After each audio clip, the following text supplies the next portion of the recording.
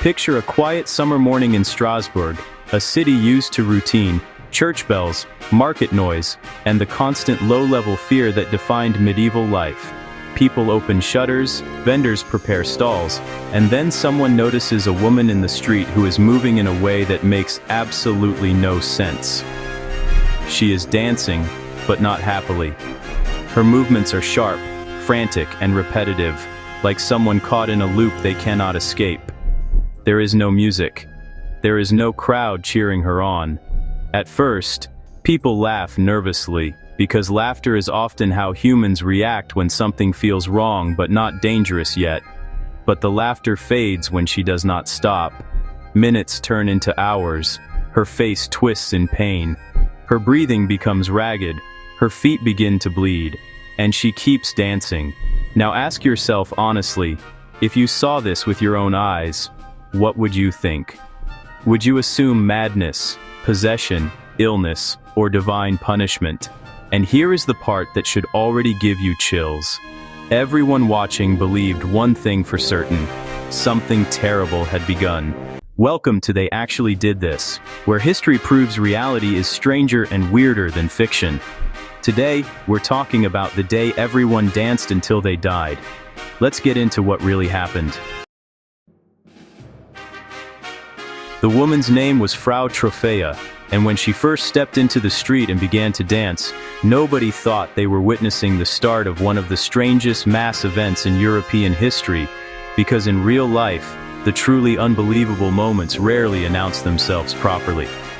People slowed their steps as they passed her, not stopping outright, just hesitating long enough to take a second look, because something about the scene felt off, without yet feeling dangerous, and a few people stared longer than they meant to, trying to make sense of it before moving on.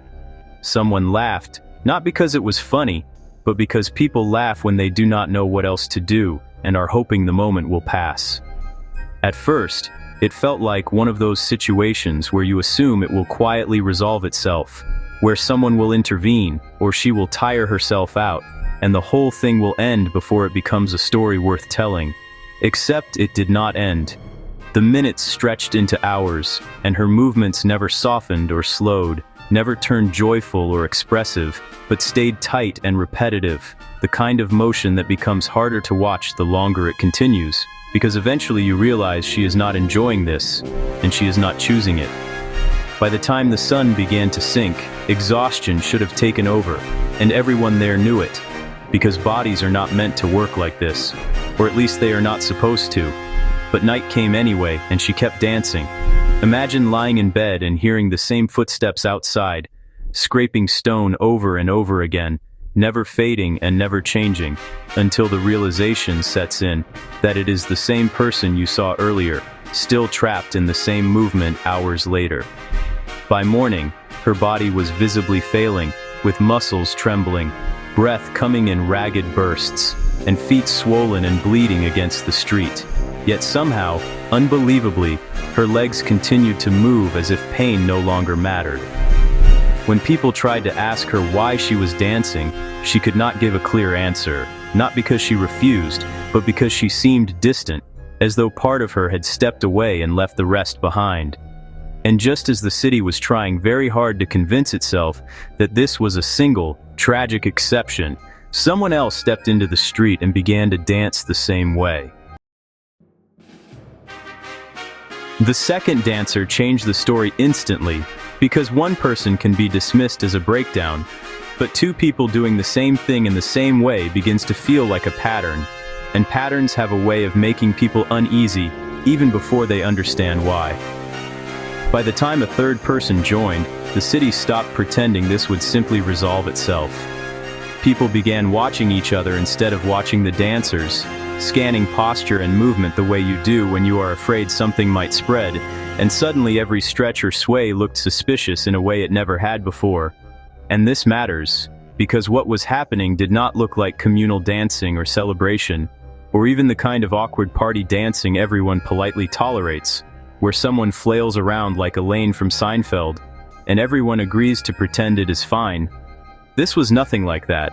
There was no rhythm, no shared joy, and no music at first, just individuals moving endlessly and separately, as if each were trapped inside their own private nightmare with no way out.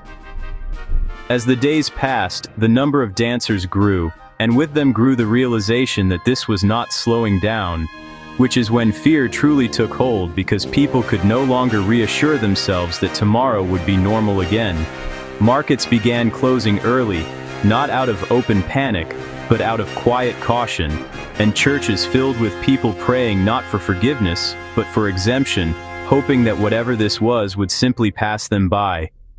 Within a week, dozens were dancing, and within weeks, hundreds. Some cried openly while they moved, begging for help between gasps, their faces twisted with pain and fear, while their feet continued striking stone as if driven by something else entirely. Others looked eerily calm, eyes unfocused and expressions blank, as if retreating inward was the only way to survive what their bodies were doing. Witnesses later described dancers collapsing from exhaustion, lying still just long enough for hope to flicker, only to rise again moments later and continue moving as if rest itself had become impossible. By this point, the city was no longer asking whether something was wrong. It was asking how long this could continue before it swallowed everything. At a certain point, the city could no longer pretend this was a collection of individual problems, because when people start dying in public, denial stops working as a strategy. City leaders were under pressure from every direction, because frightened citizens do not just want answers, they want someone to appear in control, and doing nothing begins to feel more dangerous than doing the wrong thing. Doctors were consulted, and it is important to understand that these were not villains or fools, but educated men working within the limits of what they believed about the human body at the time. They examined the dancers and concluded that this was not possession or punishment, but a physical illness caused by an internal imbalance they referred to as overheated blood. And here is where the story quietly slips into the surreal. They believed the dancing was the body's attempt to correct the problem, which meant that stopping the movement would actually make things worse because in their minds, the cure was not rest. The cure was more dancing, so the city leaned into it. Musicians were hired openly and officially, wooden platforms were built to keep dancers off the stone streets, and people were actively encouraged to continue moving, as if the problem was not the movement itself, but the lack of organization around it. If you were standing there at the time, you would have watched officials calmly arranging live music while people nearby collapsed from exhaustion, and you would have felt that quiet, sinking dread that comes when authority mistakes activity for control. From the city's perspective, they were doing something. From the streets, it felt like collective denial had been given a budget. And once the music started, everything accelerated. Adding music did not calm the dancers or guide them toward relief, but instead seemed to legitimize the movement, turning the streets into something resembling a festival that nobody wanted and nobody could escape. Drums echoed through narrow alleys, flutes carried through open windows, and the sound followed people everywhere, making it impossible to forget that something was deeply wrong. The heat of summer pressed down relentlessly, and water was scarce even before hundreds of people began moving non-stop for days at a time. Shoes fell apart under constant motion, feet split open, skin raw and bleeding, while dancers continued moving, sometimes slipping in their own blood and standing back up again as if stopping had become impossible. Deaths became impossible to ignore, with some collapsing from heat stroke and others suffering heart attacks mid-movement, falling while the music continued only a few steps away. Families were forced into impossible choices, trying to restrain loved ones, tying them to furniture or holding them down, only to discover that panic can lend a terrifying kind of strength. Even people who were not dancing stopped sleeping, because every twitch, every stretch, every restless step felt like it might be the beginning of the same thing. The city was no longer just watching the dancers, it was watching itself. To really understand how something like this could happen, you have to step back for a moment, because the dancing plague did not crash into a calm, stable city full of relaxed people with spare emotional capacity. It landed in a place that was already stretched thin. Life in Strasbourg in 1518 was not peaceful or predictable in the way we imagine when we think about old European cities, with cobblestone streets and church towers. Because behind the architecture was a population that lived with death as a constant companion rather than an occasional visitor. Famine was not a distant memory. Hunger was ordinary. And illness was so common that people stopped asking whether sickness would arrive and started asking when.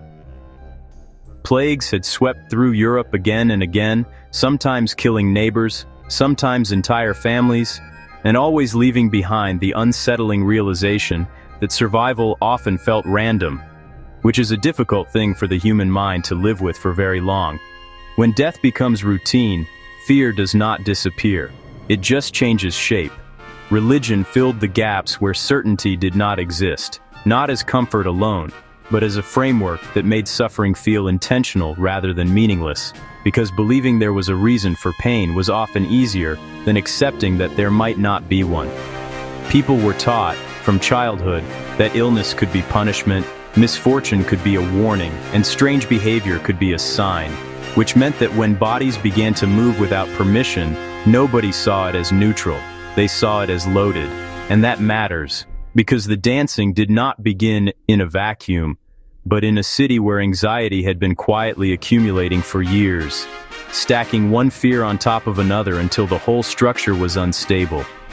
Daily life required constant vigilance. You worried about food, you worried about sickness, you worried about angering the wrong authority, earthly or divine. You worried about surviving the winter. So when people began dancing uncontrollably in the streets, the fear did not need to be invented. It already existed. This just gave it somewhere to go.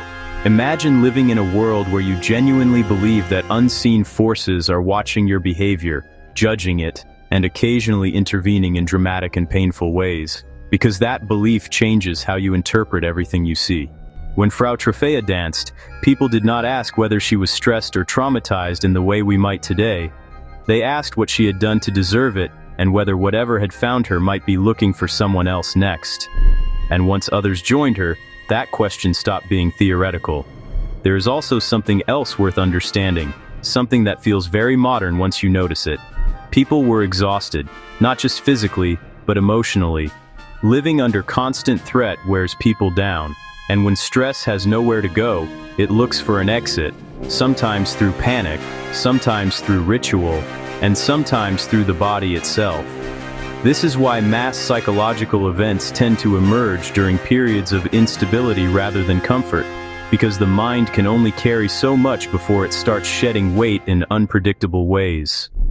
The dancing, horrifying as it was, offered a strange kind of release, not in a joyful sense, but in the sense that it made internal pressure visible, public, and shared. That does not make it safer. It makes it contagious. And while people in Strasbourg did not have a modern language for stress, trauma, or psychological collapse, they understood the feeling of being overwhelmed by forces beyond their control because their entire lives had been shaped by that experience. So when the authorities responded with confidence, with plans, with music and platforms and certainty, people wanted to believe them, not because the explanation made perfect sense, but because uncertainty had already taken enough from them. Certainty, even bad certainty, can feel comforting when fear is constant. This is the part of the story that rarely gets told, because it does not involve dramatic action or visible chaos. But without it, the rest makes less sense. The dancing plague was not just a medical mystery or a historical oddity. It was a city already under intense pressure and quickly reaching a breaking point. And once you understand that, what happened next becomes less confusing. It becomes inevitable. As horrifying as everything happening in Strasbourg felt, there was an even more unsettling realization quietly forming beneath the panic, one that people did not like to say out loud at first, because once you say it, you cannot unthink it. This had happened before. Not exactly like this, and not here, but close enough that the similarities were impossible to ignore if you knew the stories, and some people did. because medieval Europe had a long memory for strange disasters.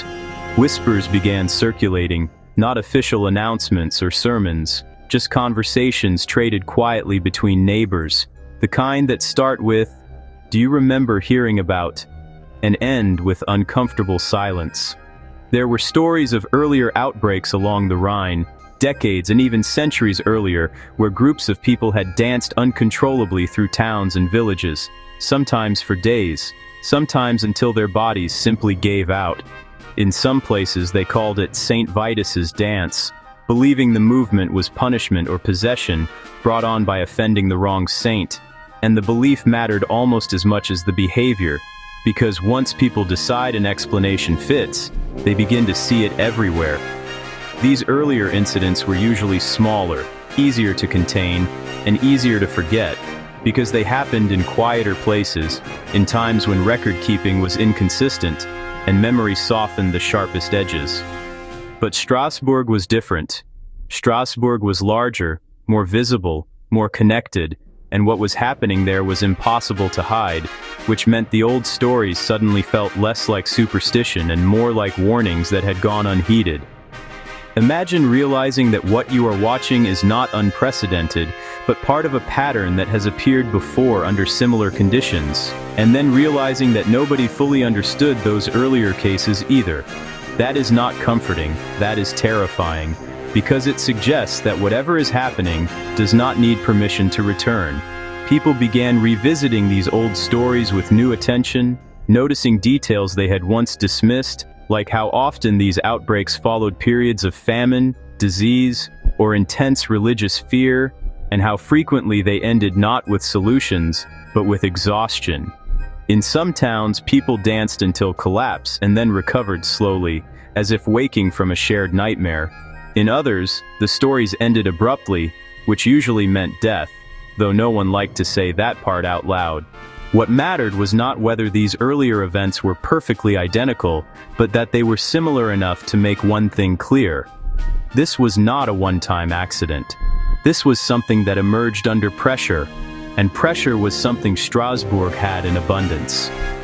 As these stories spread, fear moved beyond the dancers and into the surrounding regions, because people understood instinctively that whatever caused this did not respect city walls or boundaries on a map.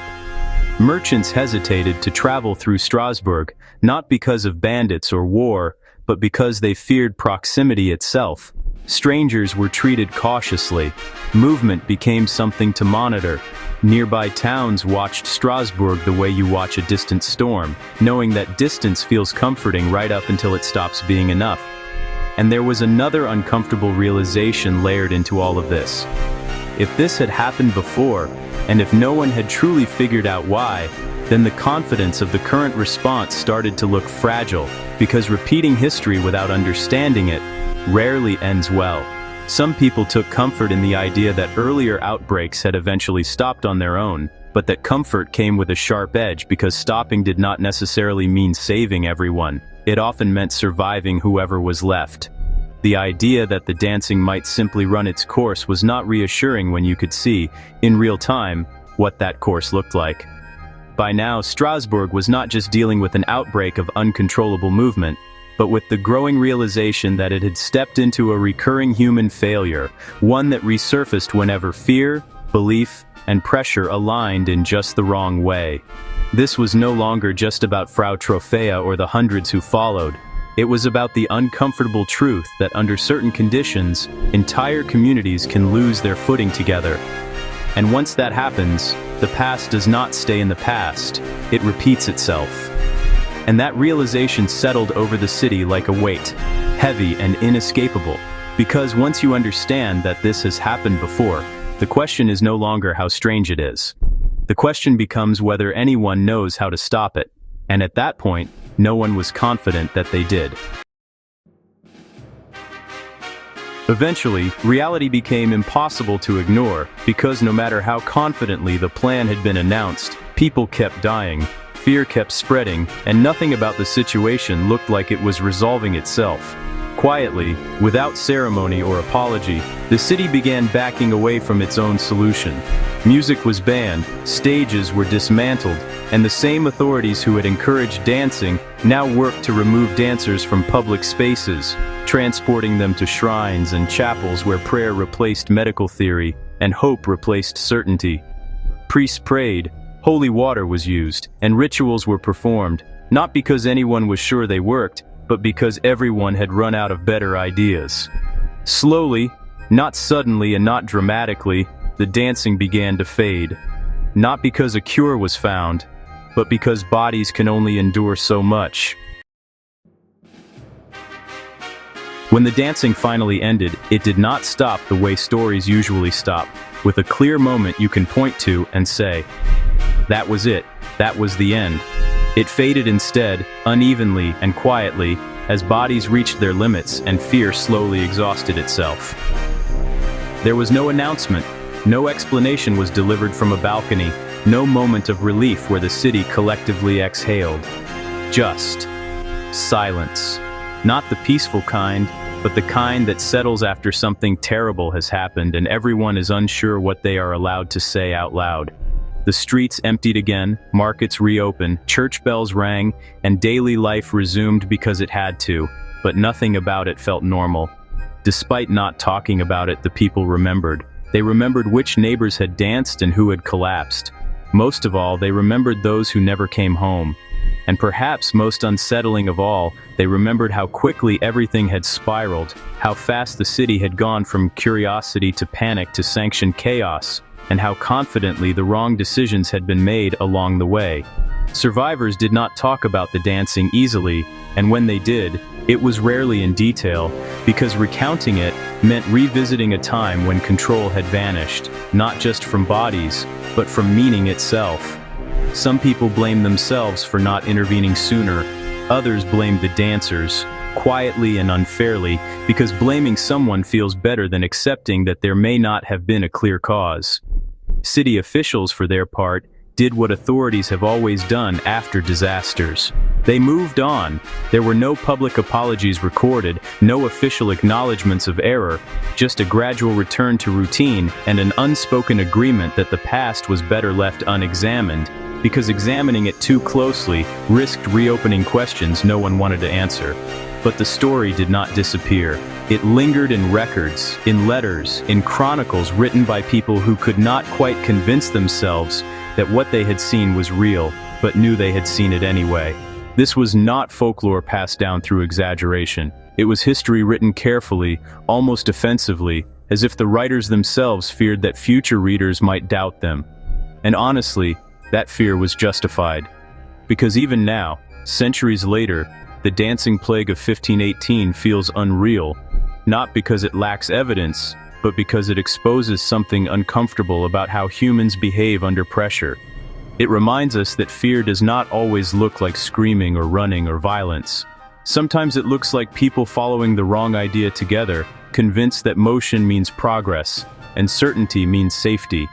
The people of Strasbourg did not think they were living through something absurd. They thought they were responding to a crisis with the best tools they had, guided by beliefs that had worked before, or at least had felt reassuring when nothing else did. And that is the part that makes this story linger long after the details fade. Because the dancers were not monsters. The doctors were not villains. The officials were not cartoon tyrants. They were ordinary people navigating uncertainty, fear, and responsibility, and making choices that felt reasonable in the moment, but catastrophic in hindsight. After the dancing stopped, life continued, but the memory remained, quiet and unresolved, like a question no one could quite bring themselves to ask. Could this happen again? Not in the same way, with the same music and the same streets, but in the broader sense, where fear spreads faster than understanding, where authority substitutes action for insight, and where entire communities move together without fully knowing why. That is the real aftermath of the dancing plague, not the silence that followed, but the lesson that was never fully learned, and that is why even now this story refuses to stay in the past. Because once you hear it, you cannot unknow it, and once you accept that it really happened, history stops feeling distant, it starts feeling uncomfortably close, History is not just made of empires and battles. Sometimes it is made of ordinary people caught in extraordinary terror, doing things so unbelievable that we struggle to accept them as real. If you enjoy watching history, prove it can't be trusted, like the video, and subscribe. We've got plenty more where that came from.